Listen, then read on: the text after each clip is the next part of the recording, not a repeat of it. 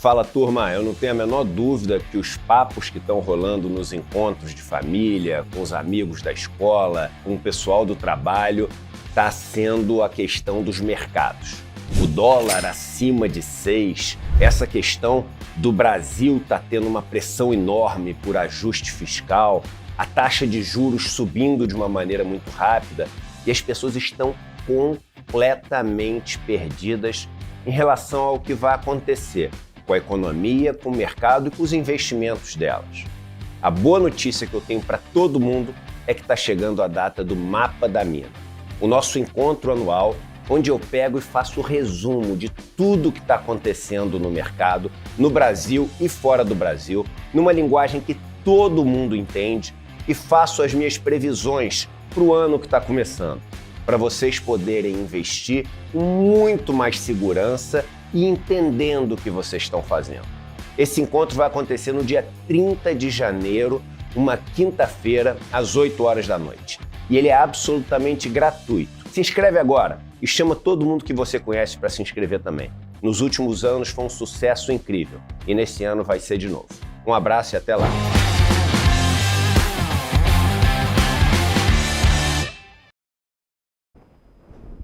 Muito bem, pessoal, estamos começando o Desperta de hoje, segunda-feira, 20 de janeiro, 7h02 da manhã. Muito obrigado, muito bom dia para todo mundo que já está chegando por aí. Espero que o final de semana de vocês tenha sido bacana, legal, gostoso, tranquilo, né? Espero que tenham descansado, estejam todos preparados para essa semana, uma semana que já começa com a posse do senhor Donald Trump nos Estados Unidos. A gente vai falar sobre isso hoje no programa, um dia importante para a gente entender o que vai acontecer no mundo, não só no mundo, e também no Brasil a partir de hoje, né? Muita gente fala, mas não interessa o Trump, não sei o que, não é assim que a roda gira, né, gente? A gente gostaria que não interessasse e que essas pessoas tivessem menos poder sobre a nossa vida cotidiana. Não é assim que a coisa funciona e não é assim que a coisa deve funcionar a partir de hoje na América Latina, no geral, no Brasil em especial. A gente vai dar uma destrinchada aqui sobre o que vai acontecer hoje lá nos Estados Unidos a partir da posse, para que lugar, né, o novo presidente dos Estados Unidos está olhando, o que já declarou ontem, aliás, e qual o papel que o Brasil ocupa neste teatro que nós veremos encenado nos próximos anos aí na presidência dos Estados Unidos. Muito obrigado para quem já está chegando no nosso chat, vai chegando por aí, deixando o seu like, ativando o sininho, assinando os canais. Nós estamos ao vivo em todas as redes sociais, principalmente lá nos nossos canais do YouTube. Se você quiser, você pode ir para o YouTube lá no ICL Notícias, assinar o nosso canal, ativar o sininho, aquela coisa toda. E por gentileza, já deixa o seu comentário e compartilhe este programa, né? Clique aí no link compartilhar e mande nas suas redes sociais. Mande para os seus amigos e amigas, para os seus familiares, para os seus parentes, para as pessoas que você gosta, para as pessoas que você não gosta também. Você pode irritar já na manhã de segunda-feira uma pessoa mandando ICL para a pessoa, claro, né? Se você quiser, se você desejar, você pode assim simplesmente posteie e sair correndo, o clássico, né? Posta e sai correndo também. Muitas vezes tem acontecido, aliás, com alguma frequência. As pessoas falam que os pais ou os avós acompanham o noticiário, né? E não fazem muita distinção do que estão acompanhando ali, vai indo no fluxo, né? Aliás, tem um documentário muito bom sobre isso, que se não me engano até está de graça no YouTube, que é sobre a radicalização de uma pessoa nos Estados Unidos, que é o pai da documentarista, né? Como é que é o nome do documentário? Daqui a pouco eu vou lembrar. Mas ela faz uma espécie um estudo sobre como o pai dela se radicalizou. E mostra como muitas vezes a pessoa está ali assistindo o noticiário, nem sabia direito o que era, por acaso, no caso dele era Fox News, aquelas coisas todas, né? E aí acabou se radicalizando, e a partir do momento que cortam esses canais da vida da pessoa, o celular do cara estragou, sei lá o que, ficou 2, 3 semanas sem celular, a pessoa voltou a ser uma pessoa tranquila. É um negócio inacreditável esse documentário. Quem lembrar, quem já tiver assistido, aliás, coloca no chat aí, se o Jimmy puder ficar de olho pra gente, o pessoal que lembrar no chat desse documentário, que é espetacular, tem tudo a ver com isso também. Então muita gente está colocando o ICL aí nas TVs dos papais e avós, para que as pessoas possam assistir alguma coisa que não seja um canal que incite elas a fazer um golpe de Estado, depois fiquem presas na Papuda em Brasília, né? Dizendo, não, mas eu só queria não sei o quê, né? Sempre bom, né? Muito obrigado para quem nos acompanha também pela televisão aberta. Estamos ao vivo lá na Bahia, em São Paulo e também em Porto Alegre. Você pode ligar a sua TV e procurar aí o programa. Em algum momento você vai encontrar a TV Quirimurê, a TVT ou a Pop TV. Estamos ao vivo também em 3 emissoras de rádio. Muito bom dia para quem nos acompanha, principalmente no trânsito aí em São Paulo, pela Rádio Brasil Atual, pela Rádio Heliópolis e também pela Rádio Cantareira. É muito bom ter a companhia de todo mundo por aqui. Bom, gente, hoje o programa vai girar, claro, em torno da assunção, né, da presidência lá do senhor Donald Trump, né? Vamos explorar esse novo momento aqui. É pior do que 2016, será? Claro que é pior que 2016, né? Óbvio que é pior do que 2016. Mas vamos lá com algumas notícias antes da gente entrar nesse assunto. Vamos lá para o slnoticias.com.br. Morreu o Léo Batista, né? 92 anos. Clássico, a voz, talvez a voz mais clássicas, né? São as duas, né, que tinha, né? O Léo Batista e o Cid Moreira. As duas vozes que eram prontamente reconhecidas pelas pessoas assim que ouviam, né? O Cid Moreira morreu aí uns anos atrás, né? Não faz muito, aliás, que morreu o Cid Moreira. E o Léo Batista, a voz do esporte na televisão do Brasil, né? 92 anos, cruzou toda aí a televisão brasileira, desde o começo praticamente, né? A televisão que começou no Brasil, se não me engano, nos anos 50, né? Então o Léo Batista já ali no começo da televisão já estava presente, a voz clássica que narrava todos os gols, principalmente nos clássicos domingos do Fantástico, né? Então era uma voz super reconhecida e estava trabalhando até pouco tempo atrás, impressionantemente. Muitas vezes a gente zapeava lá, encontrava lá o Globo Esporte, aqueles programas de esporte da Globo. Tava lá o Léo Batista narrando gols, aquela coisa toda. Realmente uma vida longeva, um cidadão benquisto, né, pelas pessoas no Brasil. E aí faleceu agora nesse final de semana. Morreu no domingo, aos 92 anos, no Rio de Janeiro. O locutor e apresentador Léo Batista, a voz marcante do esporte em decorrência de um câncer no pâncreas. O Léo Batista nasceu no interior de São Paulo em 1932 e começou a carreira em 47, né? No rádio primeiro, nem existia televisão no Brasil ainda, né? Em 52 foi trabalhar para a Rádio Globo e aí logo em 54 começou a fazer parte da equipe esportiva da rádio, onde estreou narrando uma partida entre São Cristóvão e Bom Sucesso no Maracanã. Em seguida foi trabalhar na TV Rio, onde esteve à frente do telejornal Pirelli por mais de 13 anos, né? Então já nos anos 50, já na televisão, depois passagens pela TV Excelsior, chegou na Globo em 69, onde se consagrou na apresentação de programas como Fantástico, Esporte Espetacular, Globo Esporte, Jornal Nacional e Jornal Hoje. Muito bem, então, aí um clássico, né, do Brasil. Mandar aqui nossas condolências, nosso abraço, nosso carinho para a família aí do Léo Batista, né? Que grande figura, né? Palestinos começam a retornar para uma Gaza devastada, reporta hoje aqui o slnoticias.com.br com informações da Agência Brasil. Depois do início do cessar-fogo entre Israel e o Hamas e da libertação de 3 reféns israelenses, milhares de palestinos retornam para a faixa de Gaza, com barracas, a pé, em caminhões e mesmo em carroças puxadas por burros. Os refugiados chegam especialmente às áreas do norte do território palestino, passando por áreas totalmente devastadas. Os primeiros caminhões com ajuda humanitária entraram em Gaza poucos minutos após o início do cessar-fogo, afirmou um responsável da ONU para os territórios palestinos lá no Twitter. Não esperávamos tanta destruição, estávamos construindo nossa casa há 20 anos e foi destruída em um certo momento, disse um homem à agência France Press em Rafah. Rafah, aliás, a cidade que não seria bombardeada, para a qual Israel mandou que as pessoas fugissem antes de começar bombardeios pesados na cidade de Gaza e depois destruiu Rafah também com as pessoas que lá estavam, né? Um bando de bandidos, de assassinos, de carniceiros que comandam o Estado de Israel. Só pra gente deixar bem claro que a gente não pode esquecer de como as coisas se deram, né? Não pode esquecer, porque Rafah, a princípio, não era para ser destruída, né? Era o lugar seguro que Israel estava mandando as pessoas lá para ir para Rafah, não era? Não, vai todo mundo, vai, se vira, sai correndo aí, vai pra lá, vai pra essa cidade aí. E aí depois que as pessoas foram, os caras despejaram bombas em cima da cabeça das pessoas. matando dezenas de milhares de pessoas, a imensa maioria delas crianças e mulheres. Por quê? Porque já são crianças e mulheres a maioria das pessoas que moravam em Gaza antes. Por quê? Porque os homens são assassinados por Israel. Né? Há um desencadeamento lógico das coisas que aconteceram ali, né? Que não começaram no 7 de outubro. A maioria dos civis da faixa de Gaza ficou desalojada durante 15 meses de bombardeio israelense com o objetivo de eliminar os militantes do Hamas, o que não aconteceu. O Hamas não foi eliminado, como aliás até as pedras sabiam. A primeira trégua do conflito entre Israel e o Hamas começou neste domingo, 3 horas depois do previsto. O governo Netanyahu afirmou que só começaria o cessar-fogo após o grupo entregasse uma lista com os nomes dos reféns que seriam libertados. Durante esse período, Israel fez um novo bombardeio que deixou ao menos 17 mortos. Então, enquanto negociava, continuava matando algumas pessoas, né? Por que não? Né?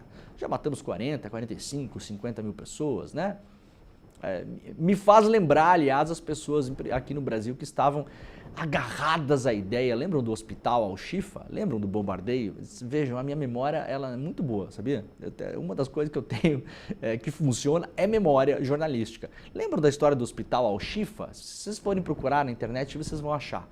Lembra que teve gente no Brasil que ficou assim, 48 horas agarrada à ideia de que não foi Israel que bombardeou o hospital. Lembram dessa história? O hospital virou assim o grande caso da guerra para as pessoas que defendiam Israel com unhas e dentes ali. Nossa, não foi Israel que bombardeou aquele hospital eventualmente, né? Só todos os outros, né? Só todos os outros. Todas as ambulâncias, unidades de saúde, escolas, negócios, casas, templos religiosos, tudo, menos aquele hospital, gente, viu?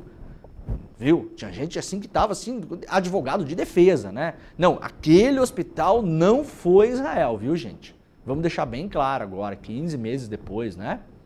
Aquele não foi. Há dúvidas, inclusive, se foi ou se não foi, né? Mas, gente, assim, Israel, assim, muito humana, viu? O hospital Al-Shifa não foi bombardeado por Israel, viu, gente? Todo o entorno, o resto foi. Tudo. Menos aquele hospital, tá bom?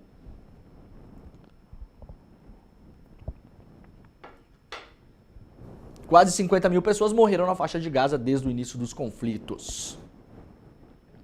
Segundo o Ministério da Saúde do território palestino, 46.788 pessoas foram assassinadas pelos bombardeios de Israel. Ah, mas só tem dados do Ministério da Saúde do Hamas, controlado pelo Hamas? Sim, porque ninguém mais pode entrar lá, porque se entrar é assassinado por Israel. Então é assim, os únicos dados que tem são esses, tá? Ah, não tem dado independente? Não, porque ninguém é louco de entrar lá, senão vai tomar um míssil na cabeça e vai morrer, tá? Então é assim que a coisa funciona. Não vamos todo mundo se fazer de maluco aqui, né? Não vamos todo mundo se fazer de maluco. Vamos lembrar que Israel bombardeou um aeroporto esses dias onde estava lá o chefão da ONU, tá? Então não vamos todo mundo se fazer de doido aqui, né? Ah, só tem esses dados, dá para confiar? Bom, dá para confiar no que Israel fala também?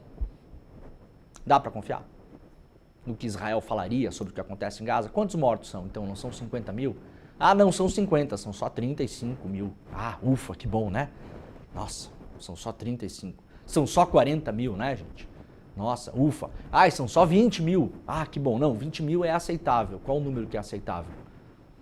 Qual que é a margem aí que pode ter para a gente entender o que é aceitável? Como saber quantos foram assassinados? Com números eventualmente independentes. É possível ter números independentes lá? Não. Por quê? Porque se a pessoa entrar, morre. Morre. É assassinada. Pelo regime carniceiro do Benjamin Netanyahu, apoiado pelos Estados Unidos. E que seria apoiado pelo Trump também, porque o Trump falou que se continuasse a situação como estava, sem o cessar-fogo, Gaza seria transformada em um inferno. Frase do Trump, tá? Muita gente fala, já é um inferno? Bom, claro, já é um inferno. O Trump não transformaria num céu. Manteria como um inferno. Manteria apoiando Israel. Né? Isso é para quem falava que o Trump e Kamala Harris eram iguais, né? Pessoal meio perdido no rolê aí, né? Será que eram iguais os dois? A gente vai ver já o que o Trump vem falando, vamos ver se eram iguais. Não que a Kamala fosse boa, né? Não, não é isso. Agora igual não era, né? Igual não era. Vamos dar uma segurada na retórica de Twitter de vez em quando, porque o o próximo dia sempre nasce, aí a gente olha para trás e algumas coisas ficam meio ridículas às vezes, né? Reféns começam a ser libertados pelo Hamas após o início do cessar-fogo. Reféns mantidos há cerca de 15 meses na faixa de Gaza começaram a ser libertados neste domingo, tal qual previsto pelo cessar-fogo. Lembrando que isso aqui é texto composto pela Folha de São Paulo. Então aqui sempre teremos Israel e o grupo terrorista Hamas. Tá? Isso é uma escolha editorial da Folha. Né? Isso aqui não é neutralidade, isso aqui não é nada parecido com isso. Isso aqui é uma escolha editorializada, ideológica, de viés ideológico, porque o Hamas não é considerado um grupo terrorista pela ONU, deixemos bem claro. Então a Folha decidiu que não é a ONU que decide quem é grupo terrorista no mundo, mas é ela, Folha, tá? Só pra gente deixar claro aqui que eu estou lendo um texto que é um texto da Folha, que é um texto altamente editorializado. Você pode concordar com a Folha, se é grupo terrorista ou não, só estou deixando claro aqui que esse texto não é meu e nem do ICL, tá bom? Imagens transmitidas pela TV mostram 3 reféns israelenses chegando em uma praça no centro da cidade de Gaza, no norte do território, e sendo entregues à Cruz Vermelha. As 3 reféns, portanto, são vistas na filmagem caminhando sem ajuda, cercadas por uma multidão de membros do Hamas. O exército israelense confirmou que as 3 apresentam boa saúde. Está aqui a imagem das 3 reféns que estavam em poder, né, do Hamas durante os 15 meses. O governo de Israel, por sua vez, colocou em liberdade 90 prisioneiros palestinos. Então vejam a diferença. Isso aqui é importante para a gente entender a diferença, escolhas ideológicas dentro da parte editorial da imprensa, tá? Eu sempre falo isso aqui, eu vou repetir. Vejam as diferenças. As pessoas que foram sequestradas pelo Hamas são chamadas de reféns. Tá aqui, ó, reféns, né? As pessoas que foram sequestradas por Israel são chamadas de prisioneiros. Beleza? A gente pode concordar ou discordar. Estou mostrando aqui como o jornal pinta as situações. Israel tem mais de, hoje, pelo que se sabe, 5, 6 mil pessoas que foram sequestradas por Israel, inclusive em territórios na Cisjordânia, onde, em tese, Israel não deveria sequer entrar, porque é uma invasão de um território que não é seu. É como se o Brasil entrasse na Argentina para sequestrar pessoas, né? Então não pode nem entrar, lá entra porque a autoridade palestina não tem força para impedir, não tem exército, não tem nada, né? Propositalmente isso nunca foi lhes dada a oportunidade de constituir esse tipo de instituição de Estado. Então Israel entra nesses territórios, sequestra pessoas, vários deles menores de idade, inclusive, submete essas pessoas a condições degradantes, humilhantes e de tortura em suas prisões, né? Só que são chamados de prisioneiros e não de reféns, enquanto do outro lado são chamados de reféns e não de prisioneiros, tá bom? Só para a gente deixar claro como as coisas são colocadas na imprensa, e isso vai fabricando consenso, como diz o Chomsky, né? Muito bem, vamos seguir aqui. O TJ de São Paulo eleva gastos com penduricários e paga 75 mil por mês para desembargadores. Essa foto aqui é uma maravilha, né? Olha a diversidade. O Trump falou, aliás, que vai acabar com esse negócio de diversidade nos Estados Unidos, viu? Não tem mais, falou ontem. Acabou essa era, não vai mais ter negócio de diversidade, não vai mais ter política de diversidade nenhuma. A partir de hoje é meritocracia, galera. Entendeu? A partir de hoje, meritocracia. O Tribunal de Justiça de São Paulo já trabalha assim, galera. Olha só, isso aqui é tudo meritocracia, né? Só homem velho branco, por acaso. Não tem nada a ver uma coisa com a outra, tá, gente? Com certeza, todos que estão aqui por mérito e por exclusão. Os que não estão por demérito, tá? Então, atenção, você que apoia a meritocracia, a partir de hoje, né? Se você olhar para o seu filho, para sua filha, que está no trabalho lá, se virando, dando seu jeito, né, para tentar pagar uma faculdade, que tentando dar a volta por cima e tal, e olhar para o outro lado, tiver lá o playboyzinho e tal, que está com a vida mais organizada, porque os pais herdaram, é todo mundo herdeiro, já tem dinheiro de família, pode dormir até às 11, não precisa se preocupar com trabalhar, né? Problema do seu filho, tá? Não teve mérito suficiente o outro que teve mérito. E você engula isso aí e vai para frente, que a vida é assim, a meritocracia a partir de agora. A gente não vai se organizar como sociedade para tentar puxar as pessoas que não conseguem, para tentar equilibrar a balança, né? Quem pode mais, quem consegue mais, conseguir puxar um pouco o outro, se doar um pouco mais, né? Abrir um pouco mão das coisas. Não, agora cada um por si.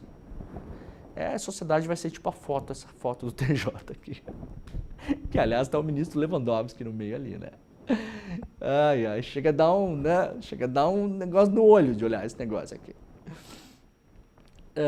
O TJ de São Paulo aumentou em mais de 50% em 2024 os gastos com pagamento de benefícios adicionais, os chamados penduricalhos, para cerca de 380 desembargadores da Ativa.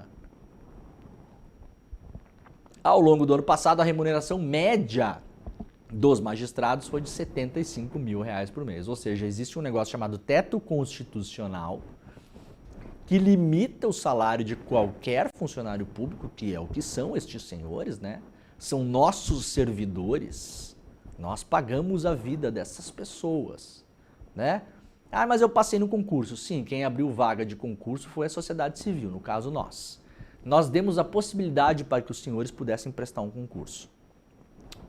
Entenderam, né? A lógica da coisa, né? E aí, o teto constitucional, que hoje deve estar o quê aí? Uns 35, 40 mil reais, não sei. É baseado no salário, se não me engano, do presidente da República, né? Ninguém pode ganhar mais do que esse salário. Teto constitucional.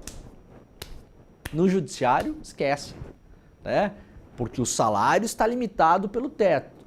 Mas aí tem o auxílio isso, auxílio aquilo, benefício esse, benefício aquele e tal. Esses penduricalhos todos não são incluídos no teto, né? Eles são um extra. Né? Uma espécie de bico oficial da magistratura. Quando se falou na reforma tributária ou em alguma lei específica para limitar esses penduricalhos, eventualmente para acabar com eles ou colocá-los dentro do teto constitucional dos salários, a Associação de Magistrados do Brasil foi lá para o Congresso fazer lobby, falar com o deputado, no limite ameaçar. Houve ameaça, inclusive vindo do Supremo, dizendo que, meu Deus, se mexer com isso vai ter aposentadoria em massa, né? Os desembargadores, vai todo mundo se aposentar. A justiça vai parar. Se é por falta de adeus, mon amour, adeus. Vai catar cliente na advocacia, meu amigo. Tá bom? Tá bom? Não tem problema nenhum. A gente não vai nem notar que o senhor sumiu. Não é mesmo? Abrimos novos concursos e as pessoas novas que entrarem estarão limitadas ao teto constitucional do salário. Ponto final. Isso, obviamente, não passou. Ficou um negócio assim, na volta a gente compra. Naquela votação que teve no ano passado, comandada lá pela Câmara dos Deputados, pelo Arthur Lira, onde deveria se votar uma série de coisas, eventualmente até mesmo a isenção de imposto de renda para quem ganha até 5 mil reais, o trabalhador comum, a pessoa, o cidadão da sociedade civil, que paga a boa vida desses magistrados. Isso não foi votado. E quando foram votar essa parte sobre os penduricalhos do judiciário, ficou um texto dúbio do tipo assim, não deveria, mas tudo bem, segue o jogo aí, daí a gente vai votar uma outra lei uma hora para falar sobre isso. E aí passou. E hoje o salário médio dessa galera é 75 pau por mês, com os penduricalhos. O salário base é 37, né? Esses 37 não sofrem reajuste desde 2023. Ou seja, na verdade, só no ano passado não teve reajuste. Né? Tem professor, principalmente professor universitário, não sei o quê, ficaram 5 anos sem reajuste, 6, 7 anos sem reajuste. E não tem penduricalho. Ai, que beleza, né? Em 2024, os penduricalhos aumentaram 30% a remuneração dos desembargadores lá em São Paulo. Os dados analisados abrangem o período de janeiro a novembro, já que os números de dezembro ainda não foram divulgados. Os pagamentos adicionais resultaram uma despesa total de 251 milhões de reais só no Tribunal de Justiça de São Paulo em 2024. Um aumento de 54% em relação ao ano anterior. No mesmo período, a inflação oficial foi de 6%, 5,99%, né? Então, assim, foi um aumento assim, de 10 vezes a inflação. Tá bom, né? Tá ruim não, né? Então eu não vou mais trabalhar. Então vai, filho, vai procurar cliente na advocacia. Vai para o livre mercado, né? Vá para a livre iniciativa, mostre que você consegue. Vá disputar aí a meritocracia. Aliás, desembargador, depois de tanto tempo, depois que vai para a advocacia, tem vida fácil, né? Porque muita gente procura, né? Que já tá com a bola encaixada ali, né? Ai. Que beleza. Então tá, parabéns, viu? Parabéns a esses senhores aqui. Olha só que beleza de foto. Dá uma ofuscada no olho, né, Jimmy? Quem não tá aqui é porque não teve mérito pra tá, viu, gente? Quem não tá aqui, não conseguiu, tá? É porque é burro, sei lá o quê, tem o QI baixo, não tem capacidade, não tem força de vontade, não acorda cedo, não estuda.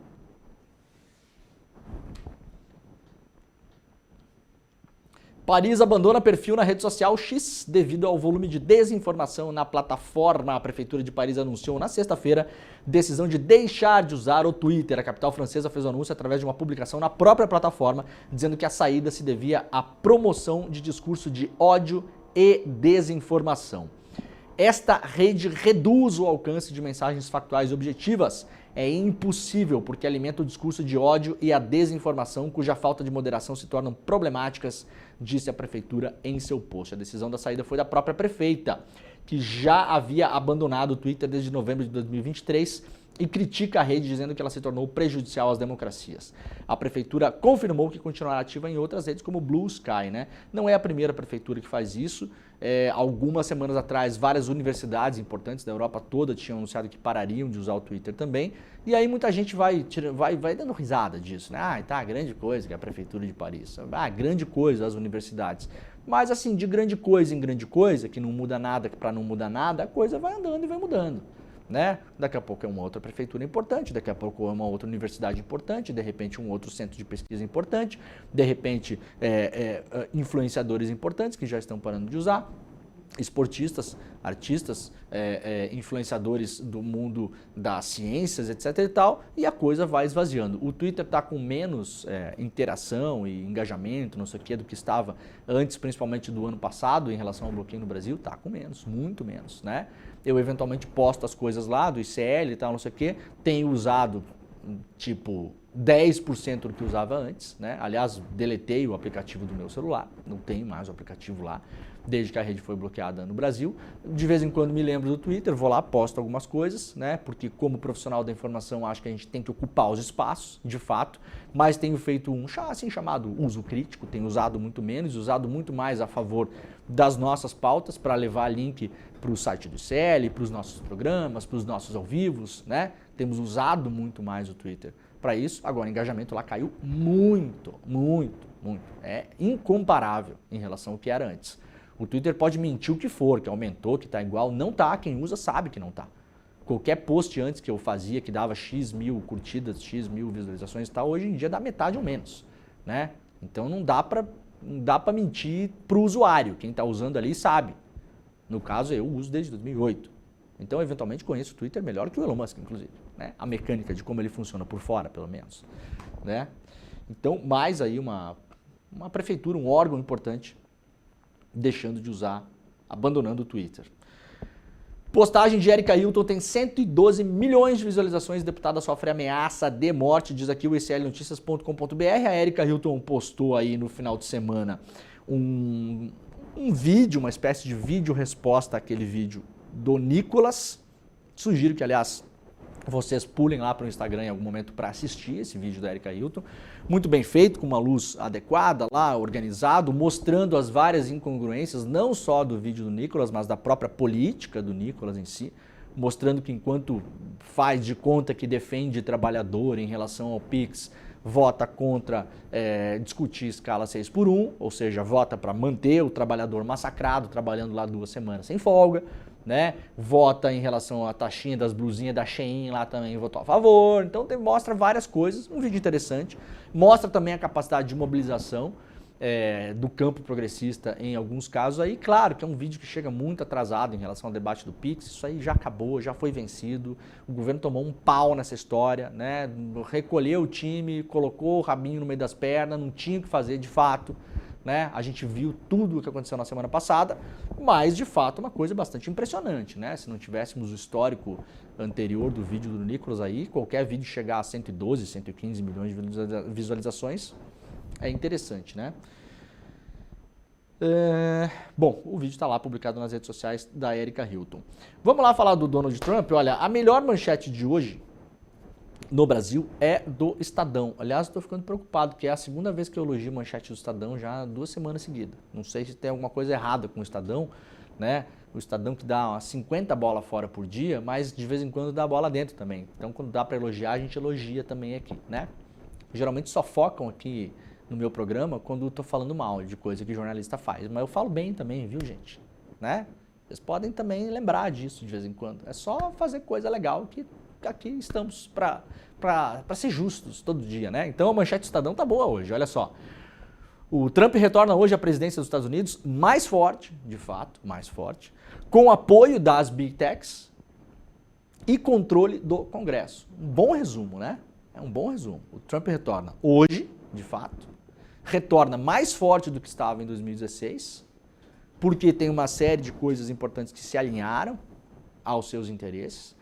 Tem o apoio das assim chamadas Big Techs. Isso aqui era o equivalente, gente, há 10, 15, 20 anos atrás, falar Trump retorna hoje à presidência mais forte com o apoio da imprensa, né? Se a gente fosse pegar essa manchete 20 anos atrás, antes do surgimento das empresas de redes sociais, a gente ia falar com o apoio da imprensa. Por quê? Porque é com o apoio de quem controla o fluxo de informações e quem consegue fabricar os consensos, né? Então, hoje, quem consegue controlar o fluxo de informações e fabricar os consensos, muito mais do que a imprensa, que ainda consegue de vez em quando, mas não é mais hegemônica como era, muito mais do que a imprensa, é o algoritmo. O algoritmo de cada rede social, que direciona o que a gente vai consumir naquele dia e é um algoritmo direcionado ideologicamente, feito por pessoas que cumprem ordens, que é feito para monetizar, ganhar dinheiro, né? E há uma ideologia por trás da maneira como esses algoritmos são programados e organizados. Então, o controle do fluxo da informação no mundo todo hoje está na mão de meia dúzia de magnatas bilionários.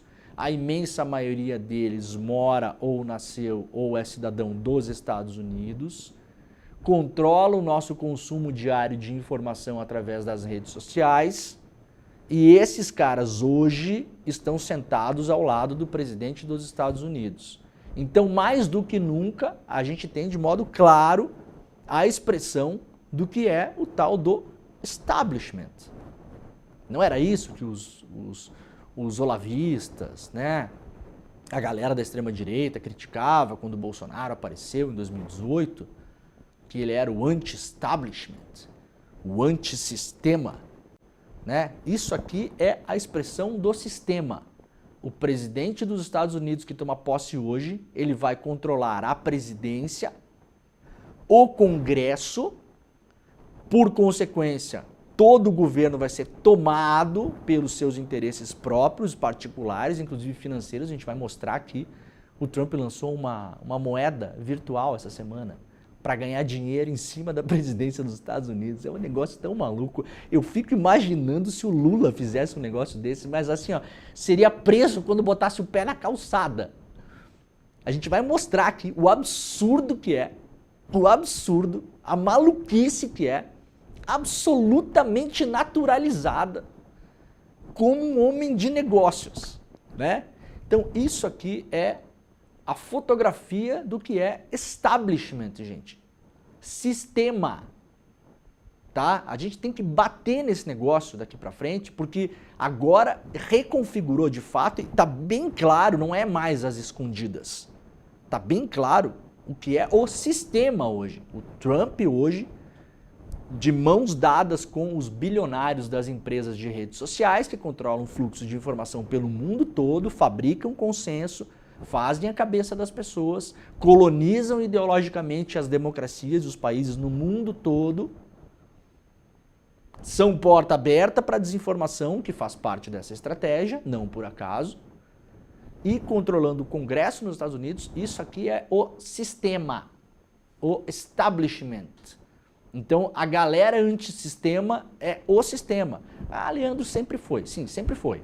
Mas era mais difícil de explicar antes, né?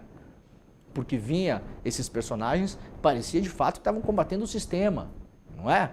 A velha política, é de fora do sistema. Eu nunca participei desses conchavos, eu não tenho nada a ver com isso, eu vim aqui para mudar. Não, isso aqui é sistema, gente. Sistema. Seria antissistema se o Trump estivesse combatendo as Big Techs, por exemplo, né? Antissistema é quem está combatendo os grandes bilionários que controlam o fluxo de informação pelo mundo. Isso seria um antissistema. Se você está sentado no colo de um bilionário do Vale do Silício que controla fluxo de informação, você é sistema. Establishment. É? Essa eu achei muito boa a manchete do Estadão hoje. Lá no iclnoticias.com.br, Trump promete agir com rapidez e força históricas contra a imigração ilegal. Na véspera de sua posse, ontem, né? O Trump fez lá um evento e aí soltou várias frases nesse evento. Prometeu agir com rapidez e forças históricas para deter o que ele chama de invasão da fronteira por migrantes, impulsionar a produção de petróleo e bloquear as ideologias de esquerda. Vamos deter a invasão de nossas fronteiras, afirmou ele em um comício para uma multidão reunida no Capital One Arena em Washington. Antes do pôr do sol de amanhã, ou seja, hoje, a invasão de nossas fronteiras estará detida, falou Trump, né? Vai assinar um decreto, vai apertar um botão, acabou a imigração ilegal. E todos os intrusos ilegais que cruzarem de alguma forma estarão de volta, serão mandados de volta para casa. Ele, nessa segunda, sucede, então, o Joe Biden afirmou sem provas que muitos dos imigrantes que chegam são assassinos. O Trump falou, aliás, ontem que 50% das pessoas que chegam nos Estados Unidos de forma ilegal já mataram uma pessoa. Duvido disso, duvido. Eu desafio que alguém prove isso. Vocês entenderam o que ele falou? Ele falou o seguinte, cada 10 pessoas que cruzam a fronteira de maneira ilegal, seja pelo México, pelo Canadá, sei lá eu por onde, lá pelo Lago Michigan, ou chega de avião e fica, ou sei lá o quê, chega a nado, sei lá, dá o seu jeito. Metade dos que chegam já mataram uma pessoa. Veja, é uma coisa específica, né? Não foi assim, são criminosos assim, em abstrato, né? Que aí pode incluir pessoas que roubaram um celular, que roubaram um prato de comida, que, enfim, qualquer coisa. Não. O Trump falou ontem que metade dos ilegais que chegam já mataram uma pessoa. Alguma chance disso ser verdade? Óbvio que não, né, gente? É evidente que essa estatística não existe. Né? É o instituto aquele, né? O Datapi. Conhece o Instituto Datapi, né? Agora é isso. Fala, a imprensa replica, vai pra frente. A imprensa pega as frases, coloca só as frases, como jornalismo declaratório, não coloca aquilo em contexto. Isso vai reverberando, isso chega lá na sua tia, na sua mãe, no seu primo, né? E a pessoa fala, não, mas aqui, ó, daqui 6 meses você vai falar sobre isso, a pessoa vai falar, não, cara, mas tem que parar mesmo, metade das pessoas que entram nos Estados Unidos já mataram alguém. Ah, você tirou da onde isso? Ah, não lembro, eu vi aí, né? Eu vi uma notícia. Aí manda o print pra você, eu vi na CNN. Então, a CNN tá falando que metade, entenderam? Onde chega o negócio. Essa foi a frase de ontem, né? Bom, tem uma série de coisas que foram ditas ontem, né? Pelo Trump, entre elas, não só em relação à imigração, mas também em relação às políticas de diversidade, falou que vai acabar com todas, que a administração federal agora não vai mais ter nenhum compromisso em pensar em se organizar a partir dessa lógica. A lógica agora é o que ele chamou de meritocracia, ou seja, os Estados Unidos voltam aí uns 40 anos, mais ou menos, né, onde vai entrar só branco, bem nascido, que tem condição de estudar e não precisa se preocupar em trabalhar, estudar e ficar 20 horas por dia acordado. Porque na meritocracia, no fim das contas, privilegia essas pessoas, né? É uma política identitária, de fato, se formos pensar, né? Uma política identitária. Para beneficiar uma identidade muito específica de pessoas, que historicamente são as pessoas que sempre são beneficiadas. Ah, mas os identitários. Bom, o Trump está começando uma política identitária, agora focada nas pessoas que sempre se beneficiaram do Estado, né? Então foi uma das coisas que ele falou ontem lá também. Deve hoje começar já a assinar aí o que se fala que serão para cima de 150, 200 decretos, né? Vários deles têm relação com a imigração, mas não só. Não só. O Jamil Chad reporta isso também lá no UOL. Trump volta ao poder com uma ofensiva ultraconservadora e gera temor. Nessa segunda-feira, ele retoma o poder depois de ter sido derrotado nas urnas há 4 anos e dado como encerrado em sua carreira política. Desde então, foi condenado criminalmente, sofreu 2 atentados, mas sobreviveu em todos os sentidos e venceu a eleição de 2024 contra a Kamala Harris. Agora, ele irá fazer o juramento cercado por uma nova elite econômica e como personalidades como Elon Musk, Mark Zuckerberg e Jeff Bezos na ala de maior destaque da posse, ou seja, os senhores tecno-feudais estão hoje grudados na presidência dos Estados Unidos, né? É como se a gente fosse, de fato, estivesse num tempo aí, né, do feudalismo tecnológico, né? Os senhores tecno-feudais enfim chegaram, entraram no castelo, estão sentados ao lado do rei hoje e vão trabalhar pelos seus próprios interesses, né? Pobrezinho de nós, que podemos achar qualquer coisa em contrário, né? Liberdade de expressão, não sei o quê, enfim. Tem gente que se ilude com essa pataquada ainda. Vão tomar um tombo grande do cavalo, né? Trump prometeu anunciar o maior número de decretos no primeiro dia de um governo, com ordens executivas sobre imigração, estabelecer uma definição biológica de sexo, ou seja, não vai mais ter essa coisa, vai ser igual a Damares, né? Menino bota azul, menina bota rosa, tá? Banir o termo desinformação, não existe mais desinformação no mundo, acabou, não existe mais mentira, boato, nada, né? Dar maior liberdade às redes sociais, entre aspas, ou seja, pode postar o que quiser, pode postar foto de filho menor dos outros em contexto de pedofilia, que tá tudo beleza, pode fazer o que quiser na rede social, né? Pode pedir a volta do nazismo, pode pedir a exumação do Hitler, faz o que quiser, tá liberado, segundo o Trump. Atacar os direitos do movimento LGBT, acabar com programas de diversidade e desmontar o acesso das mulheres aos direitos reprodutivos. Seus decretos ainda vão estabelecer, vão tratar de coisas como petróleo, né? Vai aumentar a exploração do petróleo, ao contrário do que os Estados Unidos vinham tentando fazer, a tal da transição energética, né? Nos últimos anos. Vai, pelo contrário, vai pegar várias áreas onde o governo dos Estados Unidos já tinha dito que não exploraria mais petróleo, vai reliberar essas áreas.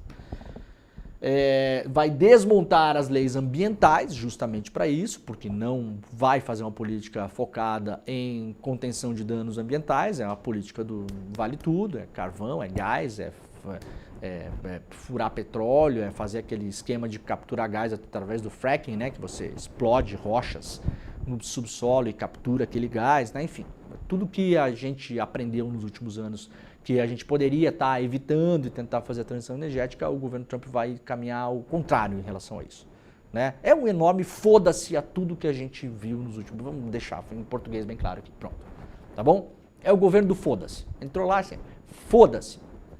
Negócio de coisa ambiental, foda-se. Tá? Em português bem claro aqui pra gente resumir. Diversidade, foda-se. Direito das mulheres, foda-se. Né? Vamos organizar a sociedade de modo que todo mundo tenha acesso às carreiras do Estado, por exemplo, pra gente não ter aquela foto igual o TJ de São Paulo, que é só homem branco velho. Foda-se. Tá? É a política do foda-se. Então se você apoia isso também, né, Jimmy? Não vou falar, mas é isso aí mesmo. Tá bom? Em diferentes setores, a equipe de Trump avalia a declaração de uma emergência nacional, que lhe daria poderes extras e recursos sem ter que negociar com o legislativo e enfrentar as cortes, ou seja, já está pensando em fazer decretos aí de emergência nacional, que é o que aqui no Brasil a gente chamaria, né, de estado de sítio, de estado de não sei o quê, para tipo assim, aqui tem uma emergência, eu decidi que isso aqui é uma emergência, né, e aí então eu tenho poderes e ninguém manda em mim. Isso é o que vem alertando, inclusive, vários especialistas em relação aos Estados Unidos, que podem caminhar para um regime cada vez mais concentrador de poder, um regime que caminha para um autoritarismo dentro de uma democracia. É o que pode acontecer. Alguma coisa com o nosso microfone? Tá raspando? Virei para cá. Vamos ver se melhora.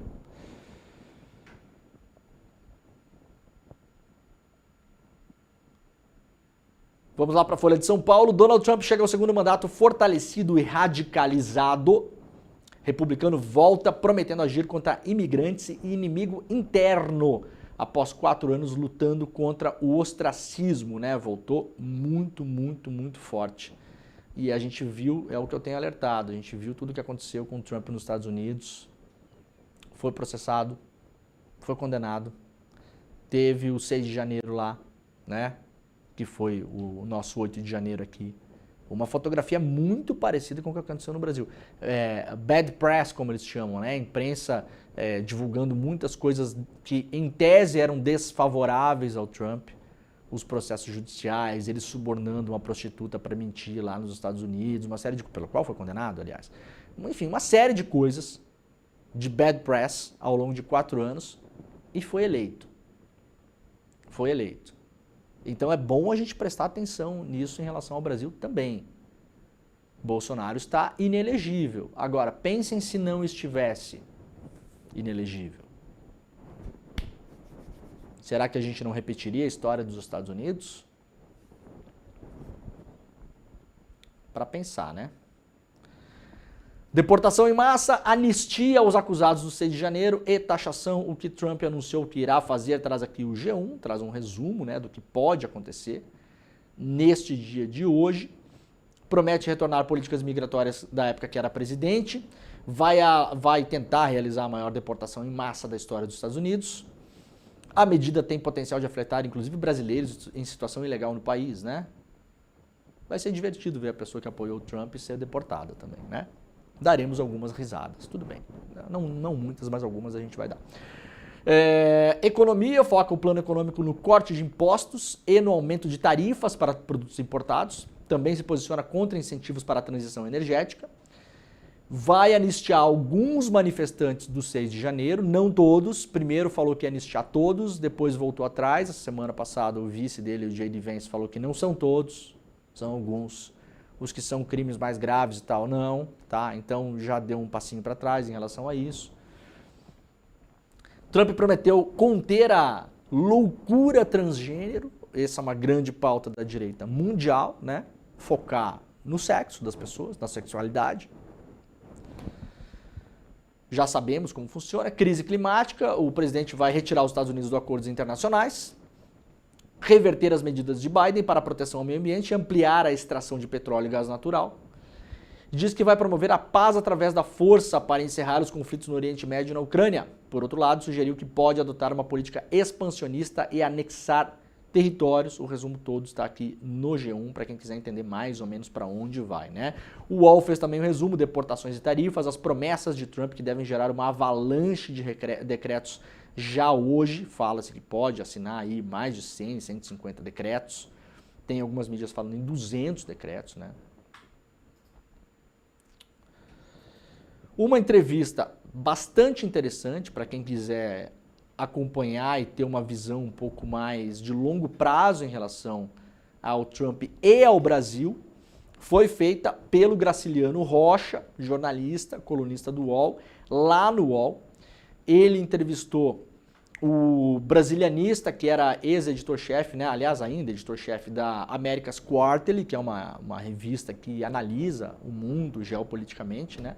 O Brian Winter conhece bastante o Brasil, já viveu no Brasil, Twitter em português, está lá no Twitter e tal, não sei o quê, né? Não é um cara notadamente assim de esquerda, o que deixa a entrevista ainda mais interessante, né? Também não é um cara de direita reacionário, nada disso, né? É um liberal, né? Que não se encaixa muito no que a gente conhece aqui no Brasil como esquerda e direita, enfim, não importa, é interessante a visão dele, porque ele condensa algo que eu venho falando aqui sobre o Trump já há um bom tempo.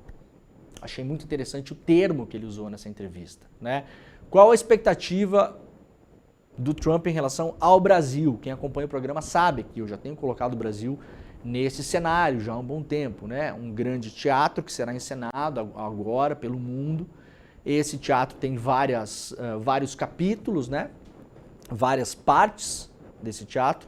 Uma delas se relaciona com a defesa da liberdade de expressão, que é um termo usado para esconder os interesses econômicos e políticos do grupo que toma o poder dos Estados Unidos hoje, né? o grupo dos magnatas do Vale do Silício, que estão aliados aí ao Trump, o Bezos, o Musk, o Peter Thiel, toda essa gente, né? O Mark Zuckerberg, de algum modo o Bill Gates e a Microsoft também, que aliás Bill Gates se encontrou com o Trump dias atrás, 3 horas de conversa, todos ali estão alinhados, tá, gente? Os que parecem mais bonzinhos também.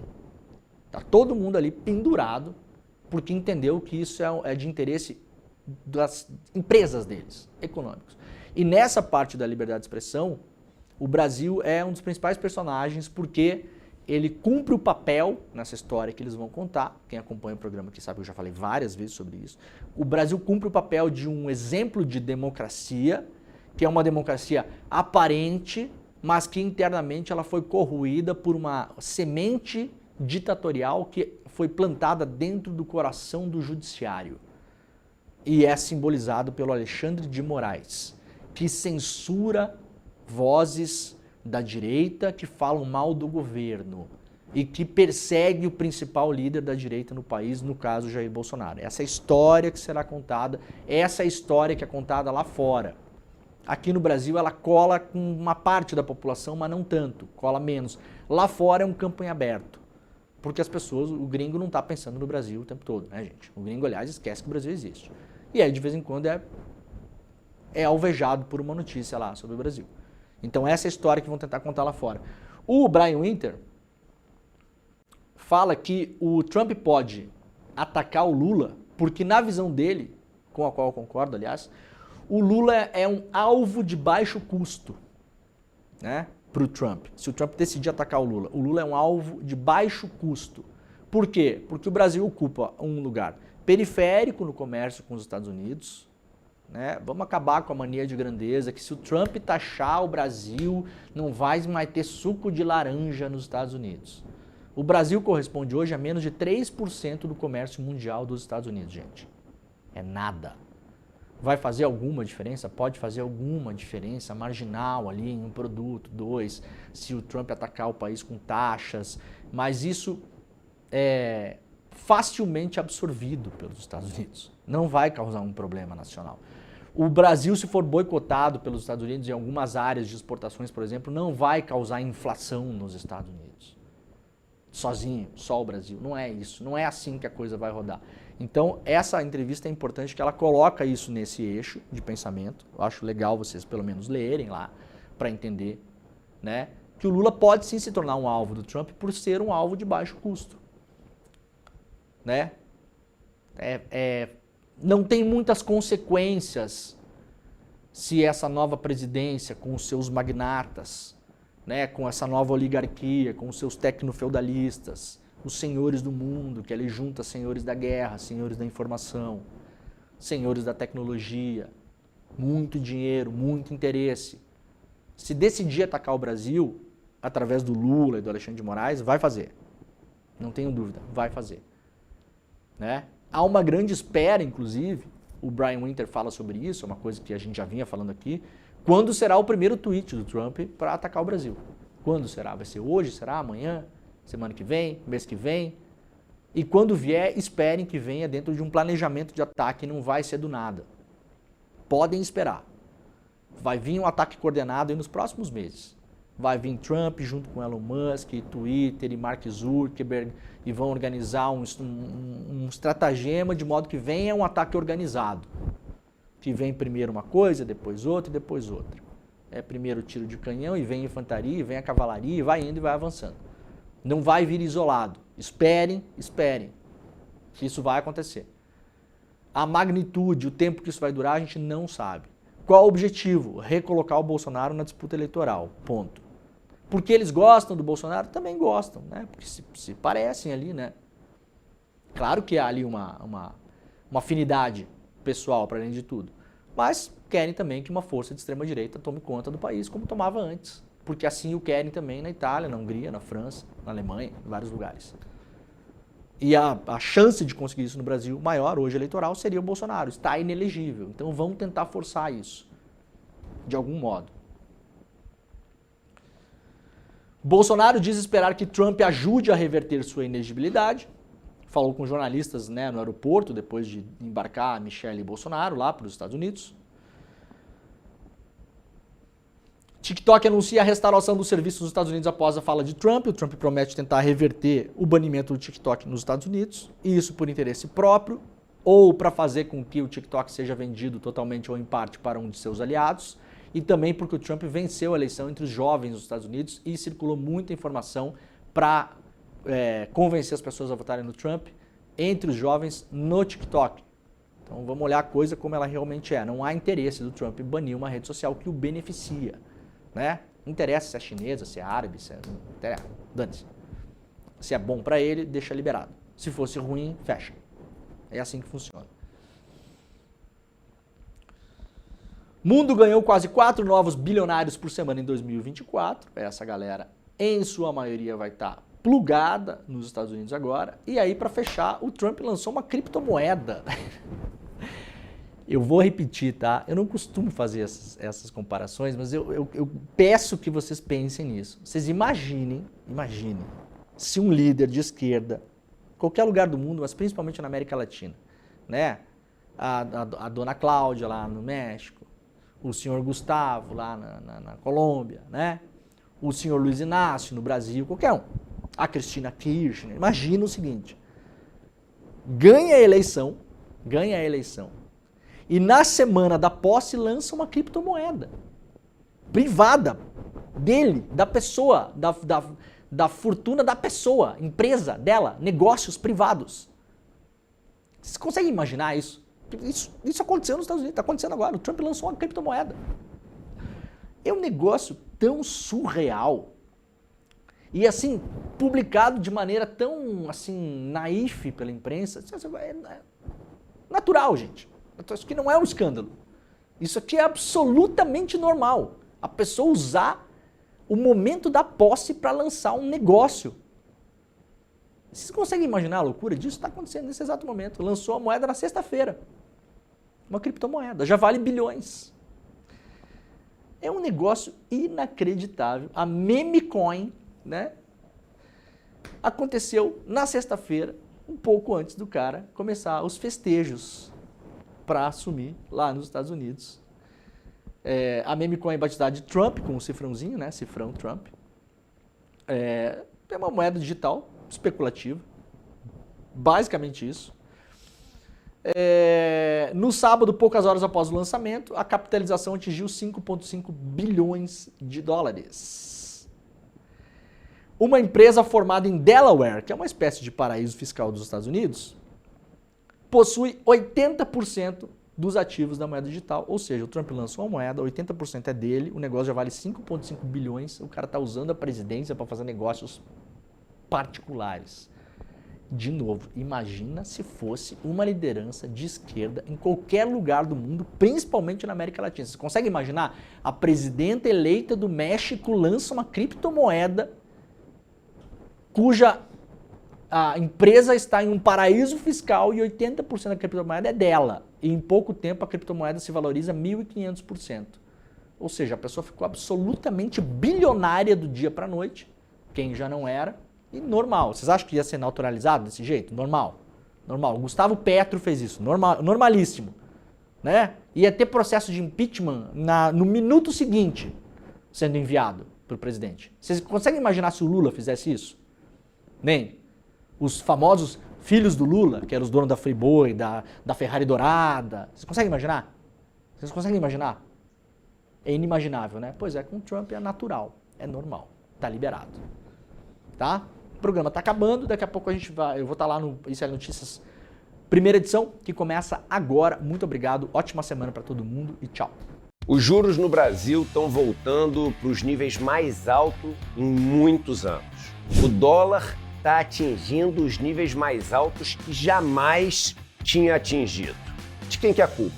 É do mercado externo? É da Faria Lima? O que vai acontecer daqui em diante? Como é que vai ser esse ano de 2025? Pois é, o ano vai ser extremamente difícil e muitos riscos vão se colocar. Não só para investidores, mas para todo mundo, porque a economia mexe com a vida de todo mundo. A boa notícia que eu tenho para vocês é que no dia 30 de janeiro, uma quinta-feira, às 8 horas da noite, eu vou dar a minha aula O Mapa da Mina. A mesma aula que eu dou há vários anos, onde eu faço um resumo de tudo o que está acontecendo no Brasil e no mundo, usando para isso os principais relatórios produzidos pelo FMI, pela ONU, pela OCDE, por bancos, por instituições, universidades, e coloco de uma maneira que todo mundo pode entender, todo mundo mesmo quem não sabe nada de economia, e faço minhas previsões para o ano. Aí fica muito mais fácil vocês conseguirem navegar nesses mares tão perigosos. Se inscreve e chame seus amigos para participar. Dia 30 a gente está junto.